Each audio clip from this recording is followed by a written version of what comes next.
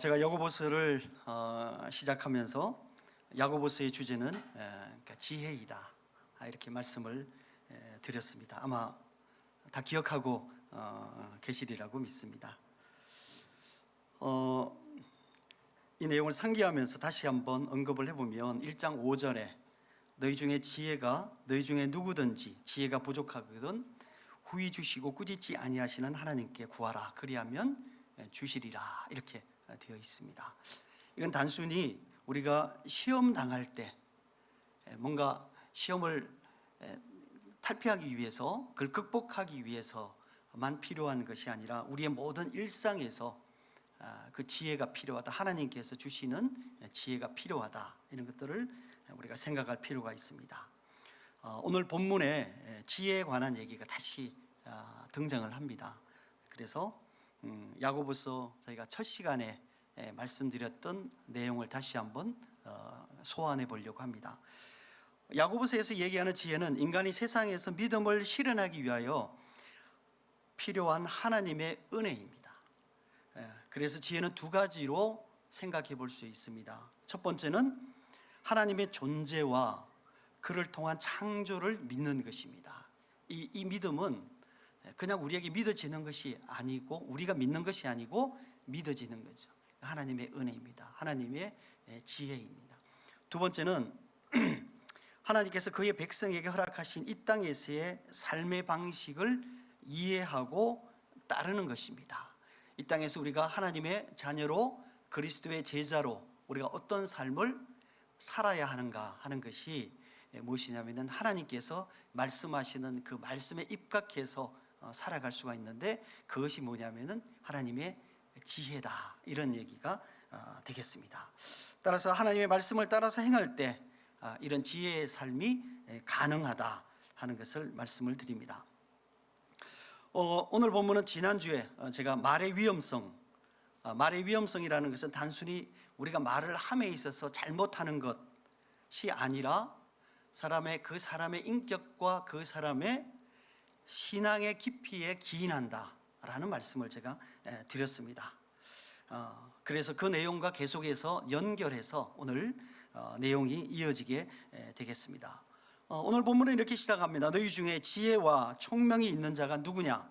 그는 선행으로 말미암아 지혜의 온유함으로 그 행함을 보일지니라, 이렇게 되어 있습니다. 그러니까 시작은 뭐라고 시작하느냐면 누구냐? 누구냐? 이런 걸로 시작하는 거죠. 그래서 누구냐라는 의문으로 시작하는데 그 다음 문장에 뭐냐면은 보여라, 이렇게 되어 있습니다. 그 말을 합치면은 어떻게 되겠습니까? 누구든지 보여라, 이렇게 되는 것이죠. 사실 여기서 이 보이라는 것은 무엇을 보이라는 것이겠습니까? 앞에서 얘기하고 있는 지혜의 온유함으로 행한 선행을 보여라, 이렇게 얘기를 하고 있는 거죠. 그러니까 너희가 말로만 하지 말아라.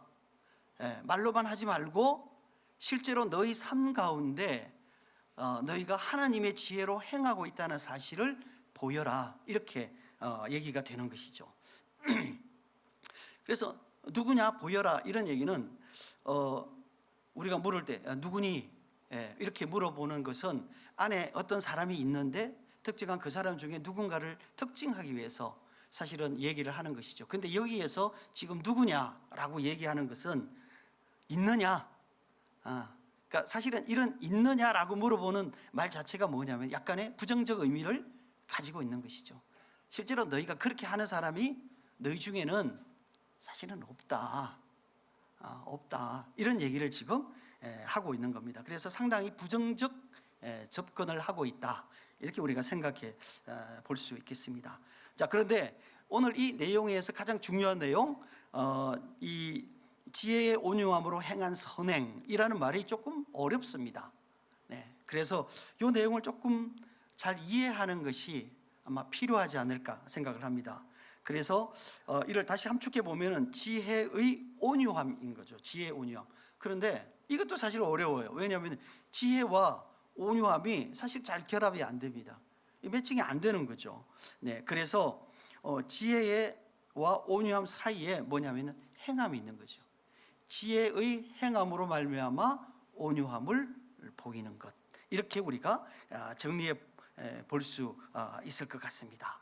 이것이 뭐냐면은 결국은 지혜의 행함으로 말미암아 온유함을 보이는 것, 이것이 결국은 뭐냐면은 하나님의 말씀을 통해서 이 땅에서 우리가 그리스도인들이, 하나님의 자녀들이, 예수 그리스도의 제자들이 살아야 될 삶의 방식이다, 이렇게 얘기를 해볼 수 있겠습니다. 지혜라는 말씀을 이제 드렸고, 그 다음에 이제 온유라는 것을 또 설명을 조금 해야 될 것 같은데요. 여러분, 온유라고 얘기하면은 성경에서 우리가 두 사람을 지칭하고 있습니다. 한 사람은 모세죠. 그래서 모세는 하나님이 인정하시는 온유함을 갖고 있었습니다. 민수기 12장 3절에 보니까 이 사람 모세는 온유함이 지면의 모든 사람들보다 더하다, 이렇게 돼 있어요. 옛 성경에는 승하다 이렇게 돼 있는데 저는 그 표현이 더 좋은 것 같다는 생각은 해보게 됩니다. 제가 이 본문을 읽을 때마다. 근데 어쨌든 하나님께서 인정하시는 온유함을 모세는 가지고 있었다, 이런 얘기죠. 또 한 사람, 이 온유한 사람은 뭐냐면 예수님이죠. 예수님께서 뭐라 그랬습니까? 나는 마음이 온유하니, 이렇게 말씀을 하셨어요. 그래서 이 온유라는 것이 우리가 지혜를 가지고 살아가는 삶의 특징이다, 이렇게 얘기를 지금 하고 있는 것이죠.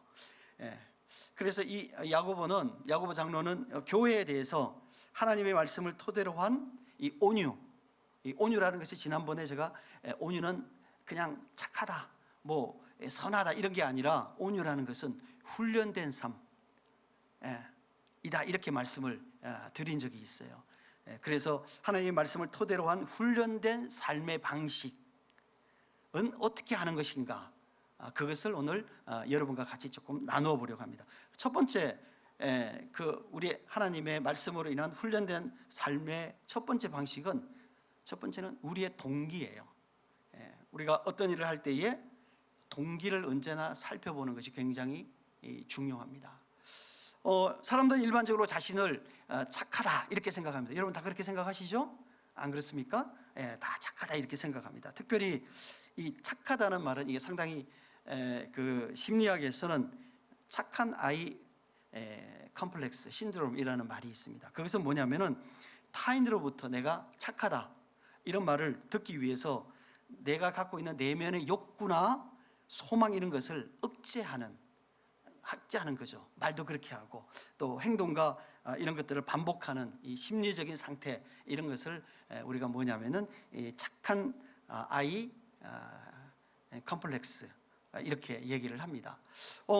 많은 교인들이 그런 특성을 가지고 있어요. 나는 참 착하다, 그것도 선하다, 이런 생각을 하고 있습니다. 사실 실제로 보면 여러분들이 착하게 살려고 생각하시고 또 실제로 또 좋은 생각들을 많이 하고 계신다고 생각을 해요. 또 실제로 또 그것을 사람들에게 또 이렇게 어필하기도 하잖아요, 그죠? 그래서 어려운 사람을 보면 그 사람에 대해서 좀 도와주기도 하고 긍휼함을 느끼기도 하고, 또 그 사람을 향해서 우리가 따뜻한 말의 어떤 그 위로들을 해나갑니다. 그러나 궁극적으로 생각해 보면 이런 착한 생각, 착한 행동, 이것이 우리가 생각하는 그 선함의 기준은 아니에요. 우리가 이게 착각하고 있다는 거죠. 실제로는 선행의 기준, 선한 마음을 통한 선행의 기준은 우리의 감정이나 행동이 아니라 분명하게 하나님의 기준이 무엇인가를 이해하고 행할 때에 그것이 선합니다, 선행이다, 이렇게 우리가 생각해 볼 수 있겠습니다. 하나님의 기준에서의 선함은요, 동기예요. 우리가 생각해 볼 수 있는 게 동기입니다. 동기라는 말은 무엇입니까? 이 행동을 일으키는 원동력이 무엇인가, 또 이 행동을 내가 하는 출발점이 어디에 있었던가 하는 것들을 우리가 생각해 보는 것이죠. 뿐만 아니라 그러면 단순히 동기만 좋으면 이것이 선함이냐? 그렇지 않다는 거죠. 동기뿐만이 아니라 그것을 지속적으로 행동으로 이어감에 있어서 성령의 인도하심을 받아가는 것, 이것을 전체적으로 포괄해서 우리가 뭐라고 생각하냐면 동기를 포함해서 지속되는 행동을 우리가 선함, 이다, 이렇게 생각해 볼 수 있을 것 같습니다. 지난번에 제가 설교에서 경건은 곧 고아와 과부를 그 환난 중에서 돌아보고 또 자기를 지켜 새 속에 물들지 아니하는 그것이니라, 이렇게 말씀을 드렸습니다. 1장 27절에 있는 내용인데요, 본문에서 경건은 우리가 성경을 이렇게 들고, 이렇게 옛날에 막 이렇게 들고 다니는 분들 많았죠. 이렇게 다니면 경건한 거고, 이렇게 갖고 다니면 불경건한 거, 이거는 아닌 거예요. 여러분, 이런 것들이 경건의 잣대가 아니라는 거예요. 그러니까 경건은 뭐냐면, 지금 여기서 얘기하는 경건은 뭐냐면 고아와 과부, 즉 사회적 약자를 돕는 거예요. 그런데 그것이 단회적이 아니라 지속적으로 돕는 거예요. 근데 지속적으로 돕는데, 지속적으로 도울 뿐만이 아니라 내가 혹시 어려웠을 때에도 계속해서 그 일을 지속하는 거예요. 이게 뭐냐면 아까 얘기하는 이 동기의 선함, 이런 거예요. 이게 경건이다, 이렇게 얘기를 하는 거죠. 결국은 그 경건이라는 것을 결국 우리 행동의 선함이라는 것으로 얘기할 수 있지 않겠습니까? 따라서 이렇게 우리가 할 수 있는 이유는 뭐냐면, 우리가 하지 말아야 될 이유는 너무 많은 거예요. 그런데 그럼에도 불구하고 우리가 이것을 지속하는 이유는 뭐냐면은 내 안에 성령의 음성이 있기 때문이에요. 그리고 그 음성을 내가 따라가기 때문이에요. 또 하나는 뭐냐면은 하나님의 명령이기 때문에 우리가 그 일을 지속해 나가는 거예요. 사람들은 자신의 행위에 있어서 상당히 의미를 부여합니다. 그리고 그것이 주는 결과를 중요하게 생각을 합니다. 심지어는 그것을 자신의 명성이나 평판에 또 이용하려고 합니다. 그러니까 선거철 되면은 우리 그 정치인들이 상전 안 가던데 가잖아요, 그죠? 이렇게 가고, 또 가기만 합니까? 사진도 찍잖아요. 그래서 막 사진 이렇게 막 배포합니다. 4년마다 한 번씩 가는데 실제로는 매주 가는 것처럼, 매달 가는 것처럼 그렇게 행동합니다. 사실은 선하지 않는 것이죠. 왜냐하면은 특별한 목적을 가지고 그 일을 행하기 때문에 선하지 못한 목적인 거죠. 또 그러니까 이런 것들을 계속해서 부풀려서 얘기를 하는 경우들도 되게 많이 있습니다. 그 중에서 하나가 간증이에요. 간증입니다. 특별히 우리가 하는 간증은 뭐 그런 의도를 갖고 하지는 않습니다만, 특별히 방송에서 나오는 간증은 대부분 그렇습니다. 왜냐하면 그 내용이 가짜는 아니에요. 그렇지만 상당히 부풀려진 내용이에요. 여러분 간증 한 100번 해보세요. 그러면요, 처음 시작할 때 간증과 100번 할 때 간증은 매우 다른 간증이 됩니다. 이게 사람 마음이에요. 그런데요, 여기에다가 뭐가 보태지냐면은 방송국의 작가의 상상력이 보태집니다. 그래서 작가가 아주 멋있게 정말 감동적으로 원고를 써서 줘서 그걸 읽게 합니다. 왜냐하면 그거를 그렇게 해야 뭐가 생기겠습니까? 시청률도 높아지고요, 청취율도 높아지지 않겠습니까? 그래서 아주 감동적인 원고를 써서 주고, 그 다음에 또 이제 PD들이 촬영을 또 멋있게 해가지고 그걸 편집해서 보내는 거란 말이죠. 그러니까 실제로 처음에 그 사람이 가지고 있었던 처음에 그 간증할 때 마음과 실제로 나중에 방송국에 가서 간증할 때 마음은요 너무 달라져 있어요. 왜냐하면은 그게 결국은 다른 데 이용되기 때문에 그래요. 그래서 저는 사실은 뭐 그런 간증을 듣지도 않습니다. 왜냐하면은 이 간증이 본질에서 벗어나 있기 때문이에요. 간증의 주인공은 누구냐면은 내가 아니에요. 여러분 간증을 들어보시면요 대부분 다 무용담이에요. 본인의 무용담. 근데 간증의 본질은 뭐냐면은 하나님의 어떠하심이거든요. 근데 거기에서 벗어나 있어요. 그래서 너무 멋있게 만드는 것, 이거 좋지 않습니다. 이게 동기가 올바르지 않다고 말씀을 드렸습니다.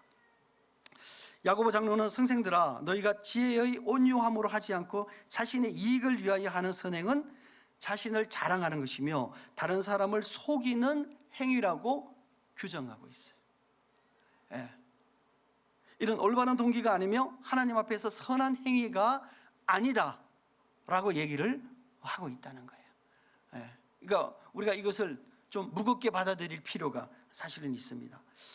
4장 1절에 보니까 뭐라고 되냐면 너희가 싸우는 이유는 거룩한 뜻을 실행하기 위해서 혹은 공동체의 유익을 위함이라고 하지만 이렇게 돼 있어요.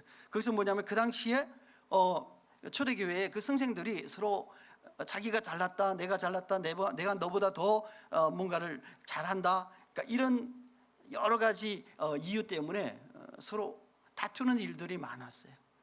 그러면 네 말이 맞다, 내 말이 맞다, 이런 다투는 일들이 많았단 말이죠. 근데 사실은 이게 더 좋다, 이게 더 잘한다, 이렇게 되어 있단 말이에요. 그렇게 한단 말이죠. 사실은 근데 그 이유가 뭐냐, 그 내면의 그 동기가 뭐냐면은 사실은 나를 나타내기 위함이라는 거죠. 나의 유익을 위함이라는 거죠. 사실은 이런 일들은 되게 많습니다. 저는 학교에 있을 때 정말 참 어이없는 일들을 많이 겪어요. 그 중에 하나가 이 교수들끼리 세미나를 할 때 일어납니다. 교수들끼리 세미나 하면 그래도 나름 공부를 꽤 한 사람들이잖아요. 발표를 하면 사실은 혹시 자기 마음에 썩 성에 차지 않더라도 이렇게 좀 인정을 해주는 것이 필요하지 않습니까? 근데 저희가 한 번은 그 세미나에서 교수들끼리 붙었어요. 두 분이 붙어가지고 저희가 옆에 있는 저희들이 너무 민망해가지고 그래서 막 그 신학교 교수인데 그 세미나에서 거의 막말이 나올 정도로, 그래서 제가 그런 생각을 했습니다. 야, 이게 세미나를 우리가 왜 하냐? 이게 사실 내가 이렇게 연구를 했는데 제가 혹시 어떤지 여러분도 한번 봐주시고 좀 조언을 좀 잘해 주시면은 공부하는데 더 도움이 되겠습니다. 사실은 이런 의미로 세미나를 하는 건데 내가 네보다 더 잘 알고 있다, 너 몇 페이지 봤냐, 막 이렇게 돼버리면 굉장히 어렵잖아요, 그죠? 근데 그런 일이요 허다합니다. 그런 일이 세미나에 가면은요 허다합니다. 그러니까 참 마음이 불편해요. 참 저처럼 공부가 짧은 사람은 거기다가 뭐라고 얘기할 수도 없고 들어오면은 참 힘든 경우들이 많습니다. 여러분, 근데 이게요 교회에서도 그런 일이 많다는 거죠. 우리가 생각해 볼 필요가 있는 거죠. 내가 얘기하는 동기가 무엇인가, 그 처음에 동기를 내가 지속해서 가지고 있는가, 이게 하나님께서 규정하시는 뭐예요? 선한 행위라는 거예요. 이게. 자, 두 번째는요, 위로부터 난 지혜는 하나님의 성품을 온전하게 드러냅니다. 선함은요 그 가운데 행위만 있는 게 아니라 그 안에서 하나님의 성품이 드러나게 돼 있어요. 이게 매우 중요합니다. 17절에 위로부터 난 지혜의 특성에 관한 내용들을 기록하고 있습니다. 위로부터 난 지혜의 온유함은 하나님의 성품과 맞닿아 있어요. 우리가 어떤 일을 함에도 불구하고, 누구를 만남에도 불구하고 우리의 공동체 가운데 언제나 어떤 과정을 겪으면서 드러나게 되어 있는 것은 하나님의 성품이에요. 그래서 이 말의 의미는 하나님께서 이 땅에 자신을 나타내실 때에 자신의 성품을 통해서 나타난다는 거예요. 근데 그 통로가 누구냐면 우리예요. 그 통로가 우리예요. 그래서 그렇기 때문에 하나님께서 우리에게 하나님의 성품을 닮아가게 하셨다는 거예요. 하나님의 성품을 닮아야 어떻게 됩니까? 우리가 그 성품을, 하나님의 성품을 통해서 하나님의 살아계심을 나타내게 되는 것이라는 거예요. 그래서 우리의 삶을 통해서 하나님의 성품들이 자연적으로 나의 내면에 있는 성품들이 표현되게 되어져 있다는 것입니다. 갈라디아서 5장을 보면 전반부에는 육체의 소욕을 따라 사는 삶을 소개하고 있어요. 이는 자신의 욕심에 이끌려서 살아가는 삶이에요. 세상적인 원리로 살아가는 삶이에요. 이것을 뭐라고 성경에서는 규정하고 있느냐면은 성경을 거슬리는 삶이라고 규정하고 있어요. 자, 그런데 이와는 대조적으로 성령의 지배를 받아서 사는 삶도 소개를 하고 있습니다. 그 중에 하나가 우리가 잘 아는 갈라디아서 5장 22, 23절에 있는 내용이죠. 성령의 열매는 이렇게 하면서 9가지를 얘기하고 있는데 이 9가지 내용이 뭐예요? 하나님의 성품이에요. 하나님의 성품이에요. 그러니까 하나님께서 우리가 성령 하나님의 지배를 받을 때에 우리가 그 하나님의 성품을 배우게 된다는 거죠. 하나님의 성품을 배우게 되고 그 성품을 다른 사람과의 관계에 있어서 우리가 어떤 일을 함에 있어서 그것이 나타나게 되어진다 하는 것을 얘기하고 있는 거예요. 사실 이 성품은요 9가지로 되어 있지만 실제로는 하나예요. 그래서 하나가 각각으로 나타나는 것이 아니라 이것이 포괄적으로 포함된 이 하나의 성령의 열매로 나타나는 거예요. 그래서 성령의 열매들은 이렇게 되어 있지 않고 성령의 열매는 이렇게 되어 있어요. 그러니까 성령의 열매가 9가지의 측면으로 나타난다 하는 것을 얘기하고 있는 것이죠. 그래서 누구는 온유함은 있는데 그 사람의 충성심은 없고, 누구는 뭐는 있는데 뭐는 없고, 이거는 아니에요. 여러분, 온전한 열매라는 얘기는 뭐냐면, 여러분이 사과를 먹는다, 부사를 먹는다. 그럼 부사가 갖고 있는 맛이 하나만 아니잖아요. 여러 가지 있잖아요. 그게 좀 사각사각한 맛도 있고요. 또 부사는 또 약간 단맛이 있잖아요. 그죠? 이런 부사가 갖고 있는 그 맛 전체를 다 갖고 있어야 이게 부사다 이렇게 얘기를 하는 거죠. 그런 것처럼 성령의 열매는 각각으로 나타나는 것이 아니라 그 안에 전체적으로 포함되어져 있는 각 측면들이지 하나하나가 아니라는 거예요. 그래서 이런 것들이 우리의 삶 가운데서 나타나게 되는데, 그것이 뭐냐면 성령의 지배를 받을 때, 곧 다른 말로 하면 오늘 우리 주제로 같이 얘기를 하면은 하나님의 지혜로 삶을 살아갈 때라고 우리가 규정하고 있다는 거예요. 이어서 5장 25절과 26절에 만일 우리가 성령으로 살면 또한 성령으로 행할지니 헛된 영광을 구하여 서로 노엽게 하거나 서로 투기하지 말지니 이렇게 되어 있습니다. 따라서 우리가 성령으로 행한다는 것은 결국은 우리의 삶이 성령의 지배를 받아서 살아가는 삶이다. 만약에 그렇지 않는 삶은 우리가 어떤 삶이냐?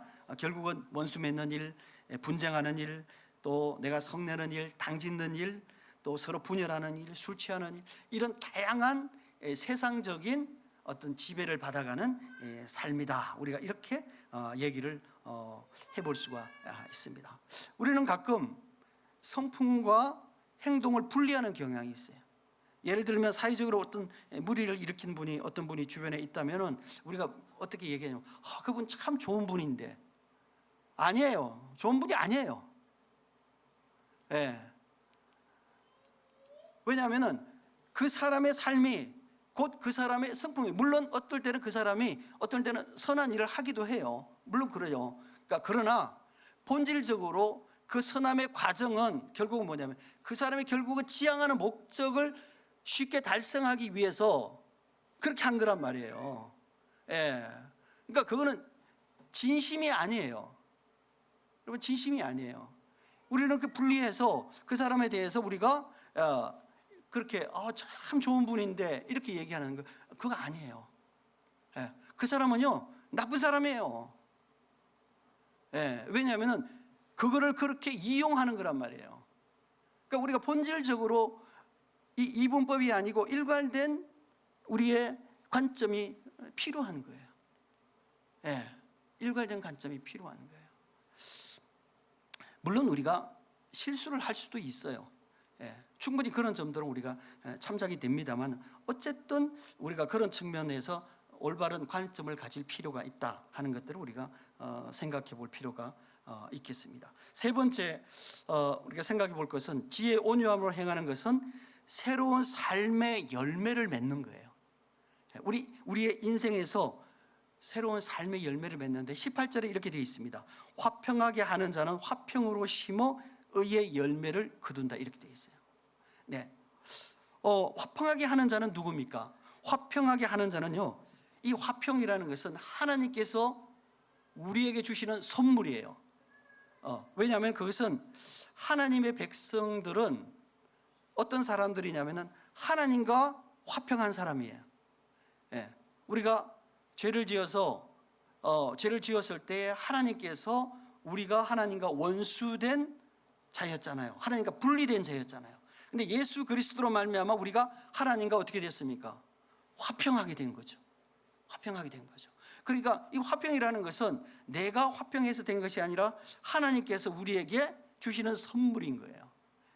따라서 우리가 예수 그리스도의 피로 말미암아 화목의 제사를 드린 자들이 우리란 말이에요. 그래서 우리 안에 뭐를 주시냐면은 하나님이 갖고 계시는 그 화평을 주시는데, 하나님이 주시는 그 화평은 삼위일체 하나님께서 성령 하나님과 성부 하나님과 성자 하나님의 사이에서 있는 그 화평을 우리에게 허락해 주시는 것이란 말이에요. 따라서 우리가 이런 지금 우리의 삶은 결국은 과거에 우리가 살았던 분열의 삶, 또 당짓는 삶, 이런 삶에서 떠나서 우리가 새로운 삶의 원리를 우리가 터득하게 되고 배우게 되는 거고, 그렇게 이제 살아가게 되는 거죠. 따라서 세상과 화목하는 삶을 우리가 살아갈 때에 하나님께서 우리에게 허락하시는 이 의의 열매가 맺혀지는 삶을 살아간다, 이렇게 설명을 드릴 수가 있어요. 요한일서 1장 3절에 보면 이렇게 되어 있습니다. 우리가 보고 들은 바를 너희에게도 전함은 너희로 우리와 사귐이 있게 하려 함이니 우리의 사귐은 아버지와 그의 아들 예수 그리스도와 더불어 누림이라, 이렇게 되어 있습니다. 이 말은 의미는 하나님과 화평이신 예수 그리스도께서 우리에게 뭘 주셨냐면은 그의 피의 보혈로 말미암아 우리에게 화평을 주신 거예요. 예수 그리스도로 말미암아 우리에게 화평을 주셨고, 하나님의 화평을 가지고 있는 우리들이 다른 사람에게 하나님의 화평을 어떻게 하는 거예요? 전하는 거죠. 그래서 그로 말미암아 그들이 하나님과 화평하도록 만들어가는 것, 지금 이 설명을 하고 있는 거예요. 이 요한일서에서 우리가 그렇게 할 수 있는 이유는 뭐겠습니까? 그렇게 할 수 있는 이유는 뭐냐면은 우리가 하나님 나라의 열매를 경험했기 때문이에요. 하나님과 화평함으로 말미암아 그 열매를 경험했기 때문이에요. 시편 34편 8절에 이렇게 되어 있습니다. 시편 기자는 너희는 여호와의 선하심을 맛보아 알지어다, 이렇게 되어 있어요. 우리가 선하심을 맛보아 알지어다, 이렇게 되어 있어요. 맛보다는 말은 테이스트라는 거잖아요. 테이스트라는 말의 의미는 뭐겠습니까? 경험하다, 이렇게 되어 있어요. 우리가 하나님의 선하심이 내 안에 있고, 또 그것이 내가 살아가는 삶의 원리라는 것은 그냥 단순히 추상적인 것이 아니에요. 실제적으로 내가 날마다의 나의 일상의 삶 가운데서 경험하게 하는 것들이에요. 이것이 나의 삶에서 경험되어지는 것고 체험되어지는 것고 확인되어지는 것들이라는 거죠. 그냥 단순하게 추상적으로 선함이라는 그 자체가 우리가 볼 때 굉장히 추상적인 단어잖아요. 근데 그것이 아니라는 거예요. 그래서 날마다 우리의 삶 가운데서 하나님의 성품이 드러나고 내가 하나님과 화평한 자로서의 존재가 드러날 때에 나와 내 주변에 있는 이 관계가 달라지고, 또 그 사람들이 나의 그 어떠함, 하나님의 성품이 드러나는 그 어떠함에 영향을 받게 되는 삶을 살아가는 것이 마땅하다 하는 것을 얘기를 하고 있는 거예요. 요한복음 10장 10절에 보니까 이렇게 되어 있어요. 도둑이 오는 것은 도둑질하고 멸망시키는 것뿐이요 내가 온 것은 양으로 생명을 얻게 하고 더 풍성히 얻게 하려는 것이라, 이렇게 되어 있습니다. 도둑이 와서 하는 일은 속이고 멸망시킨다 그랬어요.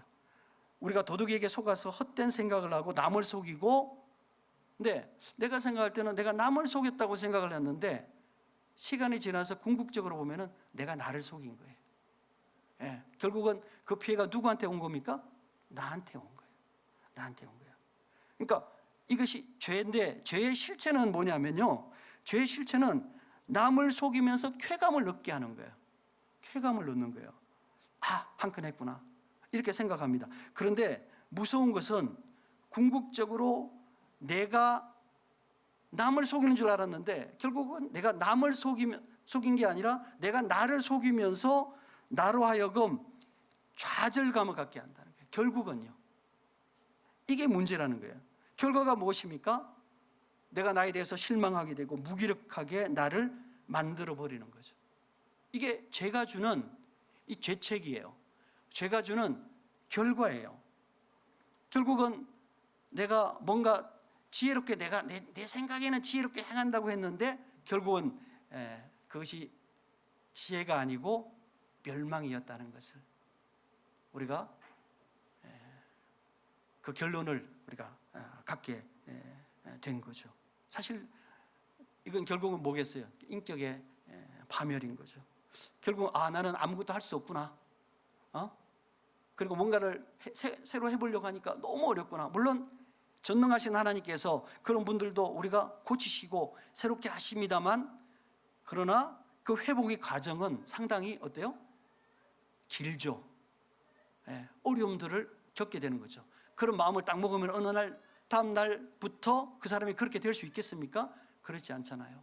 그 회복의 긴 터널을 지나가야 되니까 얼마나 그 시간이 힘들고 괴롭겠습니까? 이런 것도 우리가 생각해 볼 필요가 있습니다. 예수님께서는 그런데 도둑은 그런데 예수님께서는 자신이 이 땅에 온 것은 양으로 생명을 얻게 하고 더 풍성히 얻게 한다고 그랬어요. 양으로 생명을 얻게 한다는 것은 영적인 생명을 얻는다는 것을 넘어서 어떤 거냐면 우리가 인생에 관한 관점이 생긴다는 거예요. 내가 어떻게 살아야 될 것인가에 대한 관점이 생긴다는 거예요. 생명이 생긴다는 것은. 왜냐하면 내가 새로운 생명을 가졌으니까 새로운 생각이 드는 거죠. 새로운 관점이 생겨나는 거예요. 그래서 내가 살아야 될 이유, 이 삶에 의미 있는 이유, 그리고 내 삶에서 이루어져야 하는 이유, 이런 것들을 우리가 알게 된다는 거예요. 제가 예전에 그 안성에 있는 사랑의 교회 수양관에 있을 때 어떤 그 중년한 여성분이 거기에 이제 그 주방의 일을 하러 오셨어요. 그 제가 어느 날은 그분이 자기 집에 그 복숭아를 재배했다 그러면서 복숭아를 이렇게 한 박스를 저한테 이제 선물로 주신다고 이제 가지고 오셨어요. 그래서 제가 이거 어디서 사갖고 오신 거냐 이렇게 물어봤더니 아니라고, 우리 집에서 한 거라고 그랬더니 아니 그러면 집에서 과수원을 하는 거잖아요. 아니 과수원을 하시는데 여기에 나오셔서 일할 시간이 있으시냐고 그랬더니 실제로 제가 알아봤더니요, 그분이 과수원이 꽤 큰 과수원이에요. 본인이 아니 그렇게 바쁘실 때 왜 나오셨냐 그러니까 자기는 평생 자기 이름으로 살아본 적이 없다는 거예요. 내 이름으로 누구 엄마 이렇게 이름 없이 평생을 살았는데 자기가 그 삶에서 좀 탈피를 해야 되겠다라고 생각하고 취업을 한 거예요. 그래서 그리고 난 다음에 그러면 이제 저희가 이름을 부르잖아요. 그 직장에서 누구 엄마 이렇게 부르지는 않잖아요, 그죠? 아줌마 이렇게 안 부르잖아요. 누구 이름을 부르잖아요. 자기는 그게 너무 좋다는 거예요. 그래서 내 인생을 새로 찾은 기분이다. 날마다 내 이름이 불러지르고 그것이 나라는, 내 존재라는 것을 생각해 보니까 너무 감사하다. 제가 처음 느껴본 거죠. 그렇구나. 여러분, 그래서 이름을 부른다는 것이 결국은 뭐겠어요? 그 사람의 존재성을 인정하는 거예요. 다른 사람이 내 이름을 불러준다는 것이 내 존재성을 인정한다는 거죠. 사실은 그것이 이름만이겠습니까? 저는 이름만은 아니라고 생각합니다. 그 사람이 가지고 있는 뭐예요? 삶의 목표, 그 사람이 갖고 있는 가치관, 여러 가지 다양한 것들이 그 이름 속에 포함되어져 있다고 생각을 하는 거죠. 예수님께서 양의 이름을 부르신다 그랬어요. 그 이름은 뭡니까? 우리의 이름인 거죠. 따라서 예수님께서 우리를 각자로 생각하시고 그에게 이름을 부여하신다는 것이 결국은 그의 생명을 부여하는 것이고, 그 생명은 결국은 우리가 영으로 내가 생명이 생겼구나, 그것을 떠나서 훨씬 더 그보다 더 중요한 게 뭐냐면 내가 살아가는 삶의 가치, 살아가는 삶의 의미, 이런 것들을 부여한다는 거예요. 또 하나 있습니다. 더 풍성한 삶을 준다는 거예요. The abundant life. abundant life라는 것은 이런 거예요. 두 가지로 생각해 볼 수 있는데, 하나는 뭐냐면 내가 기대했던 것보다 훨씬 더 많은 뭔가를 허락해 주시는 거예요. 나는 5를 기대했는데 10을 주시든지 20을 주시든지 내가 기대했던 것보다 훨씬 더 많은 것들을 주시는 것을 풍성한 삶의 열매다라고 얘기를 할 수 있어요. 그런데요, 여기서 얘기하는 이 예수님이 허락하시는 풍성함은 그것을 넘어서는 겁니다. 그것은 뭐냐면은 내가 이 땅에서 경험할 수 없는 것들이에요. 네, 내가 이 땅에서 경험할 수 없는 풍성한 은혜를 허락해 주시고 풍성한 삶을 허락해 주시고 풍성한 삶의 의미들을 허락해 주신다는 거예요. 내가 받을 수 있는데 내가 상상하는 이거보다 조금 더 많이가 아니라요, 조금 더 많이가 아니에요. 우리가 한 번도 생각해 본 적이 없는, 우리가 세상의 사람들이 가지고 있지 않는 이 삶의 은혜를, 삶의 내용을, 삶의 목표를 허락해 주시는 것이 양으로 생명을 얻게 하고 더 풍성히 얻게 한다는 의미예요. 예. 따라서 우리가 하나님의 지혜를 통한 의의 열매는 우리의 인생에서 예기치 못한 기쁨이에요.